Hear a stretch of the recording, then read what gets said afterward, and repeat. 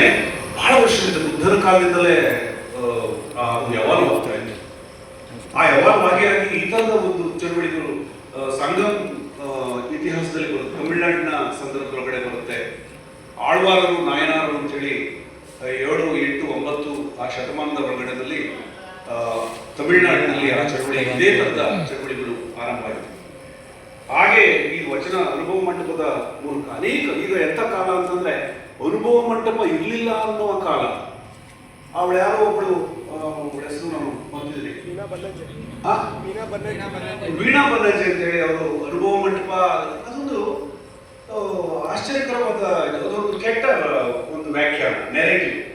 ಇದನ್ನು ಈಗ ಸುಳ್ಳುಗಳ ಕಾಲ, ಇದು ಸತ್ಯೋತ್ತರ ಕಾಲ ಅಂತ ಕರೀತಾರಿಂದ, ಸತ್ಯ ಎಲ್ಲ ಸತ್ತೋಗಿದೆ ಅಂತ ಏನಿಲ್ಲ, ಹಂಗೇನಿಲ್ಲ, ಅದು ಆ ಥರ ಆಗಕ್ಕೆ ಸಾಧ್ಯವಿಲ್ಲ. ಆದ್ರಿಂದ ಒಂದು ಪ್ರದರ್ಶನದ ಮೂಲ ಎಲ್ಲ ಇದನ್ನು ಹೇಳ್ಬೋದು. ಇವರ ನಟನೆಯ ಒಂದು ಇದು ಮತ್ತೆ ಪ್ರೆಸೆಂಟೇಷನ್ ಬಹಳ ವಿಶೇಷವಾದ ನಾಟಕ. ಕೃಷ್ಣ ಮತ್ತು ಅವರ ತಂಡದವರು ಇಲ್ಲಿ ಥರದ್ದೊಂದು ನಾಟಕದ ಒಂದು ಉತ್ಸವ, ಇದೊಂದು ಉತ್ಸವ ಇದೆ. ಇನ್ನು ಅದು ಈಗ ಗೊತ್ತಾಗಲ್ಲ, ಎಲ್ಲ ಹುಚ್ಚರಾಗಿ ಒಂಥರ ಬಟ್ಟೆ ಹರ್ಕೊಂಡು ಓಡಾಡುವ ಕಾಲ ಇದು ಹತ್ತಿರದಲ್ಲಿದೆ. ಆ ಟಿವಿಯ ಒಳಗಡೆನಲ್ಲಿ ಮತ್ತು ಈ ಮೊಬೈಲ್ನ ಒಳಗಡೆನಲ್ಲಿ ಕಣ್ಣುಗಳು ಉದುರೋಗ್ತವೆ. ಕಣ್ಣುಗಳು ಉದುರೋಗುವ ಕಾಲ ಬಂದಾಗ ಮತ್ತೆ ಇದು ಬೆಲೆ ಗೊತ್ತಾಗುತ್ತೆ. ನಮಸ್ಕಾರ, ಥ್ಯಾಂಕ್ ಯು.